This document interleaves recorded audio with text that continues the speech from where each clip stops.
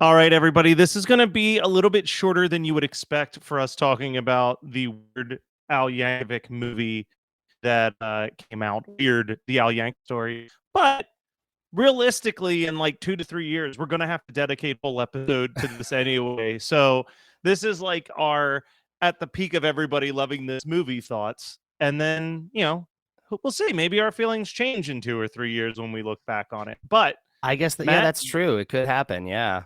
Yeah, Matt, you just recently watched this because you were on this thing called a tour when this bad I boy finished dropped. watching the movie seconds ago.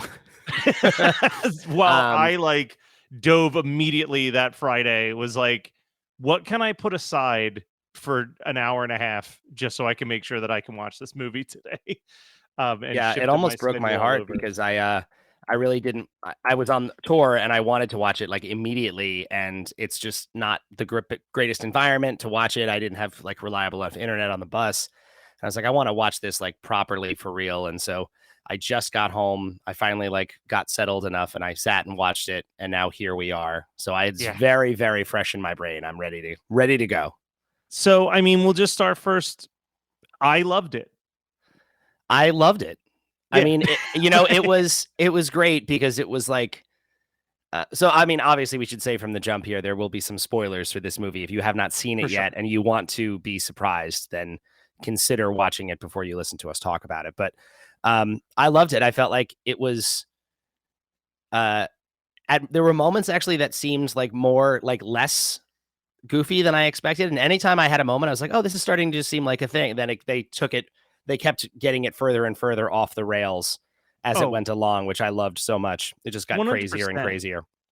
So if we're going to do some call outs, though, if we're going to do a couple call outs, one big call out to the casting of all of Al's bandmates, but specifically Spencer Treat Clark, who looks so much like a young Steve J that it is almost frightening in this movie. Like they all were really, really well cast. I actually thought the guy playing Jim West also looked fantastic. Yeah, like they nailed it with these. Yeah, with these they actors. really did. They really did. And then just the celebrity cameos. Like, I was going to say we could have an entire full episode dedicated just to the Dr. Demento pool party. It's chaos. Everybody in that scene was so good. And it was so all of the right people, all of the right like counterculture weirdo artists of that time period, from Tiny Tim to Pee Wee Herman to Alice Cooper to Frank Zappa to Gallagher was there. Nina West playing Divine was Divine. It's all so good. Like that scene's incredible. Yeah.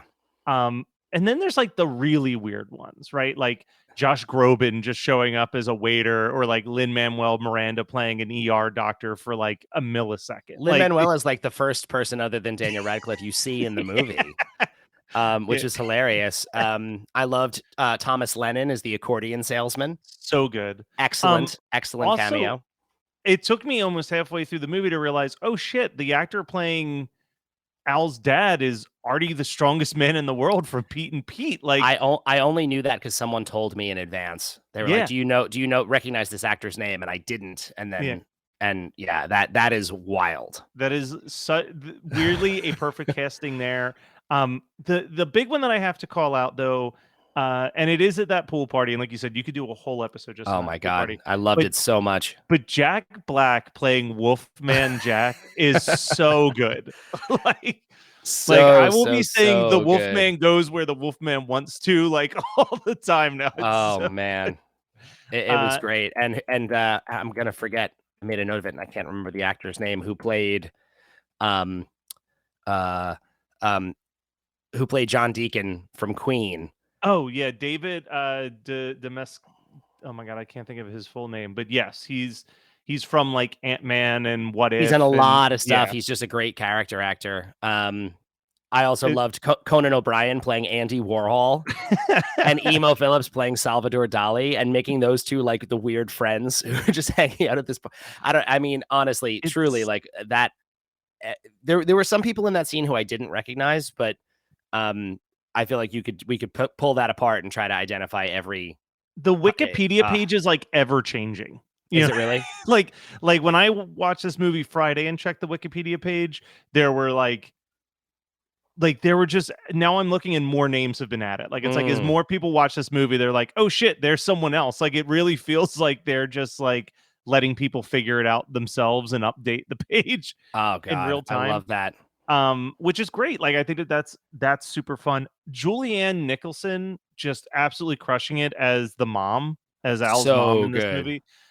Her line, the first big laugh in this movie for me is that first dinner sequence, or they're sitting down at dinner, and I can't remember the exact line because it's been a couple days. But she says something like, "We love you, honey. We just want you to give up all of your hopes and dreams." Yeah, your Like, father and I had a talk, and we decided it's best if you stop being who you really are. yeah, It's such a great line. It's such a great line. Everything about that dinner scene. I also loved the father just describing his coworker getting killed at the factory, and then being like, "So there's an opening at the factory if you're looking for some work, son." yeah. So this is like the weird thing that we live now, where like everything is streaming on everything.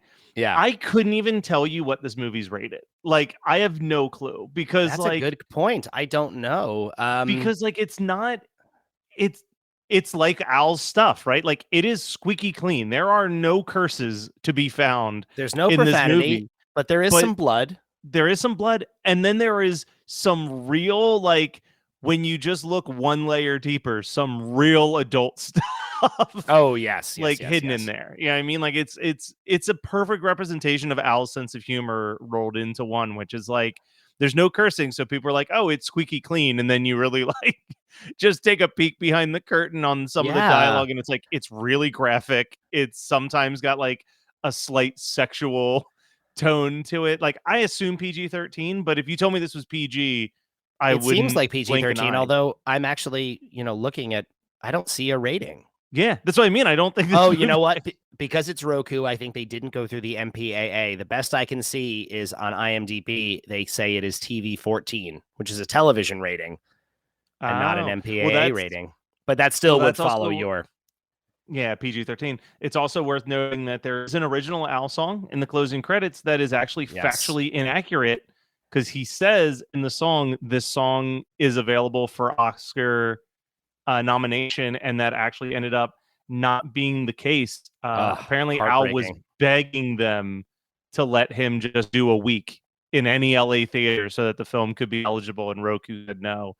Which I guess I understand. This is I'm not sure about you, but every commercial break was just a commercial about what else I could be watching on the Roku channel. So Yeah, they're they are really using this to really promote their own network. I mean, and I think it's yeah probably worked. I can't imagine how much they must have gotten a lot of views on this from what I've seen. But yeah. yeah, it's a bummer. I mean, you'd think that I guess I understand, but it does feel very short-sighted to me to not give this, a chance to get those Especially sorts because of it just has to play in nominations. an LA theater. It's not like you have to put it in a bunch of theaters where like the other honestly, the other 50 states, it's just one city People that's do it able all to the go. time. It's like Yeah. Netflix does that with their movies all the time. Like, and Yeah. some of them actually pop up in New York as well, just for like small runs of screenings so that they can become eligible. I don't totally get why they were not Yeah, it's such a into weird doing that, but decision. But because yeah. I bet I mean, who knows? But like I can't think of any memorable song from a movie this year. So he's got as good of a chance as anybody Yeah, I guess it's to true. I win guess it's true. to win that Oscar for best original song. I like this has not been I'm just throwing this out there. This has not been exactly the greatest year of cinema for me. Like I'm like, I don't think this has been one of the biggest standout films that I've watched all year because there's been a lot of stuff that was good, but there was Yeah. nothing where I was like, oh, that's the movie of the year. You know what I That's a mean? good Like point. That's a good point. I don't it's know been what I would a weak year. yeah, I don't know what I would say. I'd have to really go back and look. I feel like I saw a few things that I was like super into, but it's been a little bit light, that's for sure. Yeah. All right. So Yeah. what are some of your favorite things that they twist it with real life facts? I loved the well, I mean, okay, so one of the most funny weird things is just them insisting that "Eat It" is an Al original. Yeah. That is Which and I was so surprised that they did it because I loved that they were building up to like there's a scene of Dr. Demento saying to Al, like, "You can write original songs. You don't have to do parodies." And then I I didn't know. I was like, oh, maybe they're going to show him writing Dare to Be Stupid or something. Like, I didn't know what the time jump was going to be. So then when he writes Eat It, and they really make a joke of it. Another, because now I'm jumping around a little bit, but I love that Al plays one of the Scotty brothers. Yes. Oh, it's fantastic. We've talked about this in passing on and off throughout this, but Al's relationship with the Scotty brothers was not great. Yeah. And so him and Will Forte playing the horrible, douchey record label executives who initially turn him down, and then he plays them Eat It, and they're just like, this is the greatest song anyone's ever done in history. Yeah. And him having to explain, he's like, they're like, so wait a minute, you wrote the music and the lyrics, all by yourself, completely you. He's like, yeah, of course I did. I'm Weird Al, and I wrote Eat It all by myself. Well, the thing that's really funny to me about that was that at first I thought, okay, they're doing this so they don't even have to address the Michael Jackson. That's what I thought too. And then out of nowhere, it's like, oh, Michael Jackson has parodied "Eat It" into his song. What a bizarre spin on it. Like, I did not see that coming at all. I thought the same as you. I was like, oh, they don't want to talk about Michael, so they're gonna make it like it's an original. And then they even later on allude to another one of my I laugh out loud moment, the allusion to fat. Yes, where later on Al's mom has gained some weight. She just goes sitting at the dinner table. Fat, I know it. I'm fat. You know it. And both her and the husband like look at Al with like a winky, like, huh? And Al just does not get it at all. Well, I also like that they have completely bent time into in a bizarre world where in 1985 Al Yankovic is performing Amish Paradise for Coolio in front of Coolio. Which also they kind of imply that Amish Paradise is also just a straight original song. Yeah, original written from his dad. Written by his father when he was Amish. Crazy. And then if we're talking about real spoilers for the movie here, the big spoiler is after Al performs Amish Paradise in 1985 for a hilarious scrolling across the audience to just see someone who looks like Coolio looking furious. Everyone's enjoying it. And this one guy with the hair like Coolio is just mad. Then Al is murdered. Yeah, assassinated by an angry Madonna who is now taken over Pablo Escobar's Madonna runs Pablo Escobar's drug cartel and hires a hitman to kill Weird Al as he is accepting, I guess, a Grammy award. I mean, did they even say what the award was? I think it's a Grammy. It's a Grammy for, do you remember what the full category is? I know like the approximate version of it, but it's like best accordion player in a non-polka but otherwise very specific otherwise genre. Very niche genre. And it was like they even were like not quite the best but definitely very good. It's so good. It's so funny. And I love not only that this is the category that he's in, but he still gets his dig at Prince in there because Prince is who he's up against in the category. And you see Prince get pissed off and storm away when he loses. Exactly. Yeah, no, Al's still not over the Prince thing. No. And that's the stuff where it's like, that's kind of funny if you're like just a casual Al Yankovic fan watching this movie out of curiosity. It is extra funny if you are just a diehard that knows whole story. That full story. Yeah, no, it's hilarious. I mean, the Madonna basically bullying him into writing like a surgeon. Yeah, for that in there, Yankovic, which I loved. Yes, exactly. And that's the other another funny thing. We talked about how Al's debut record in real life was not very successful. It did okay, but not great. Of course, in this movie, it is like the best-selling album of all time. 5 times platinum. So much so that he wears his platinum records around his neck at all times. Which, oh my God. So then all these other people are talking about the Weird Al bump.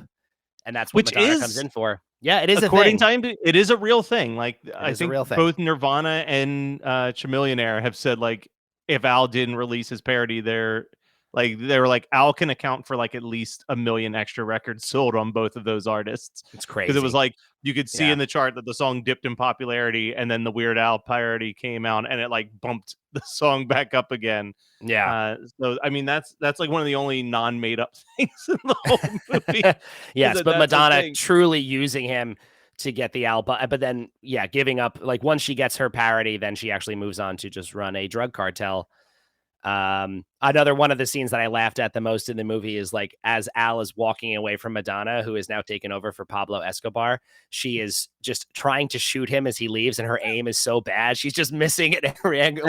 At one point, it's like almost point blank, and he's just slowly walking away, and she's just missing every shot. That's really good. And also we do have to shout out, I mean, Evan Rachel Wood just crushing it as Madonna in this. Everyone does. Daniel Radcliffe, absolutely fantastic. There's not bad. I have to say, there was a moment early on when this got announced. I was excited when they cast Daniel Radcliffe for it. I thought that was a good idea. But I remember they posted a photo somewhere online, and it was one of those like very clickbaity headlines, and it was like Daniel Radcliffe unrecognizable as Weird Al. And I was like, I wouldn't go that far. That looks like Daniel Radcliffe with a wig and glasses. But in this role, like playing him, there were multiple shots, like as they're doing the as he's making videos and singing and I was like, wow, he actually really does look great and sounded great. He played it really well. It was just the right amount of, I liked the fact, again, as absurd and off the rails and insane as it got, it was still not that. They did a nice job of, at least throughout the movie, it wasn't fully like walk hard, over the top parody in spots. There were moments that got to that level, but it wasn't so incredibly obvious that it was a parody, at least in bits. Yeah, no, I mean, it follows to a certain, I think it does a good job of just ramping up too. You know what I mean? It ramps up very well. Yeah. Like it's not like, because even my friend texted me at one point and was like, I don't know if I'm feeling this. And then like my Bologna scene happened. He's like, okay, I'm in. Because the first like 5-10 minutes of the movie, while it's still absurd, it's like, okay, this could have happened to a certain extent. Like the underground high school polka party scenes and stuff like that. I mean, that was, there's moments where you're just like, the underground polka party, arrested for attending a polka party. Also, shout out like, Scott Aukerman as the police officer, another great cameo. Officer. Oh God, so many there's people. There's a lot of like, hey, if you're listening, we'd love to have you on. And like, obviously, like Scott Aukerman. I'm not sure if you caught. I didn't catch it until she shared it on Instagram. But Ali Gertz is sitting directly behind Al at the Grammys Awards. Oh, I did not catch that. Like she is literally, it's Al's wife, and right in between them is Ali Gertz. Just oh, that's amazing. So there's a ton of those, and I'm sure that there's even more that if you dig around in that you'll find, because it's not like this was. I mean, it was a budget of $8 million, and I mean that's pretty low for how ambitious this movie there was is. A lot going on in this. That had animation sequences, and it was big. I'm sure most of the actors who were in it, most of these people had relatively small roles that were probably fairly quickly put together. It definitely seemed like these people who were in it were there because they really wanted to be, which is always nice to see. So this is the thing I saw on Wiki. It says that because of the filming in Los Angeles, Yankovic was able to reach out to his holiday card mailing list to bring in numerous celebrities to cameo in the film, mostly during the Dr. Demento party scene. Apparently, the script called for Al to be challenged by Freddie Mercury at the pool party, but the band had asked not to mention Freddie Mercury for that, because originally The Lonely Island was going to play the rest of the band. And then when Andy Samberg wasn't actually available to film, that's why it's just two of the three members playing Alice Cooper and Pee Wee Herman. And then it also says that Lin-Manuel Miranda contacted Al Yankovic within minutes of the announcement that the film was going into production, asking to be a part of it in some way.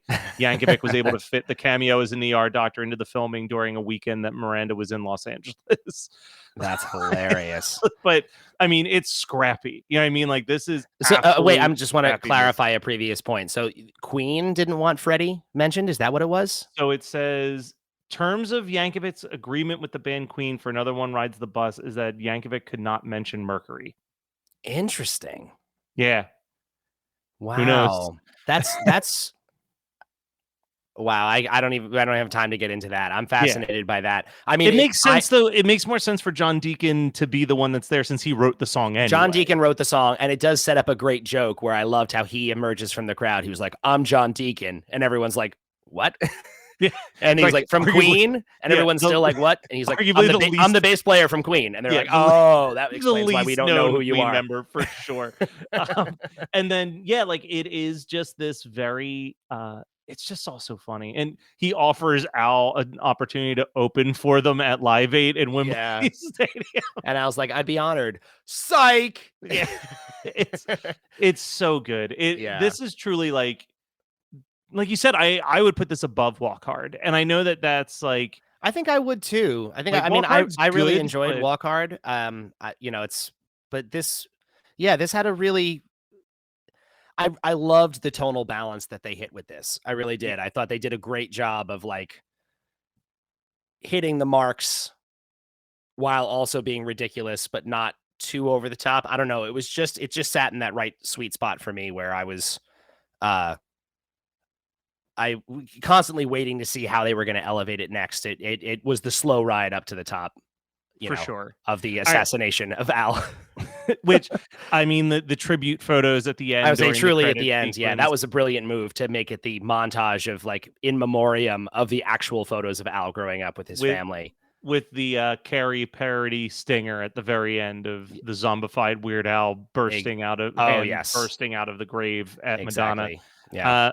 Well, we're gonna wrap it up here. Obviously, like I said, hey, stay tuned. Keep subscribing to the Weird Algorithm episode and see if our unanimous, overwhelming praise for this movie has changed over 2 or 3 years of deep diving into this. But is there anything that we didn't tackle that you want to make sure we give a quick shout out to with this? I gotta shout out Hey Boy.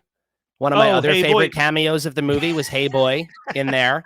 Loved Hey Boy. Loved seeing Hey Boy a few times. That made me laugh every time. I liked just a couple other cameos because they made me so happy. Was, again, we said Conan, Yorma Taccone as Pee Wee Herman, and Akiva Schaffer as Alice Cooper. Dimitri Martin in there playing Tiny Tim. Patton Oswalt, who originally was Dr. Demento in the short, pops up as a heckler in the bar with that punk band who also didn't want to hire Al to play accordion. I forgot the name of that band now, but that was also Skunk Barf. They were of course it was Skunk Barf. Paul F. Tompkins was Gallagher in the pool party scene. And the other crazy one, the MC at the punk club was Michael McKean. And then apparently, according to Wiki, I would have to rewatch to catch this. But Seth Green voices the radio DJ that plays My Bologna when he drops it off in the mailbox. So. Yes. Oh, and another funny, just we can end it on this. Like, one of my favorite, the first moment I think I really super laughed out loud was when Al puts the tape in the mail and he's like, this is it. I just got to sit here and wait to become famous. And the bandmates are like, Al, you can't just sit back and wait to be famous. That's not how this works. You're going to have to like keep working really hard. And Al turns on the radio and they're like, all right, we're about to play the #1 most requested song ever. And it's by Weird Al. I loved that. Like, that's a great, like, I don't know, as someone who like just the oversimplification of making it in music, like that side of the story, that cracked me up so much. I thought that was great. Yeah. The real version of that story is like you put out a song, it does pretty decently. It gives you an ability to tour, and then 30 years later, an app that you didn't know existed when you wrote that song turns your one song into a massive challenge for 3 months. No, it was it was just so funny. No, I loved it. I mean, if you're listening to this show, you gotta at least check this out. It's definitely it's not a typical biopic, but what would we have really wanted that about Al? I don't think I would have. I think this is so much more fulfilling and satisfying. And as we said, he has basically turned his own biopic into a parody of the biopic itself. He's doing a parody of this 100%. Entire type of movie, and it's fantastic. It's so smart, and it's great. And watch it. And it seems too late now. I really hope that he could get it in theaters for a little bit. I hope this gets a physical release in some way, because right now it's, as we've said before, it's in a living only on the Roku channel is somewhat frightening.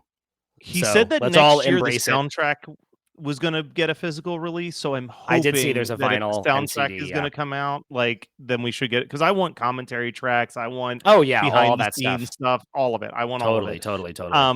Real quick, because the next time you and I sit down to record, that episode will not be coming out until Christmas. So Wow.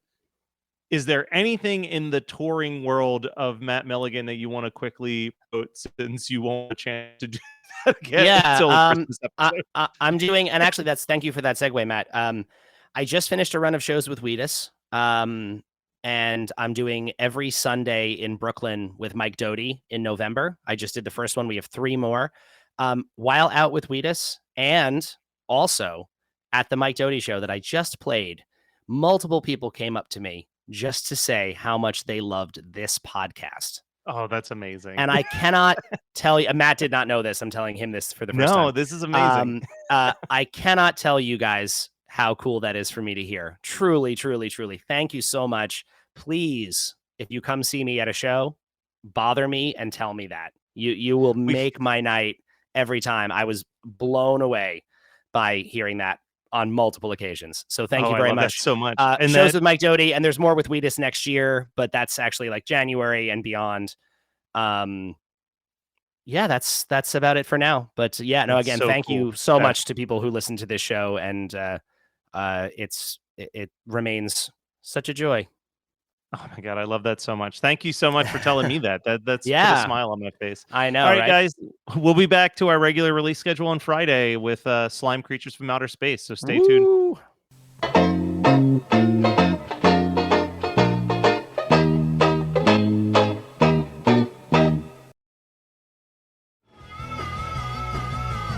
You're listening to the Geekscape Network.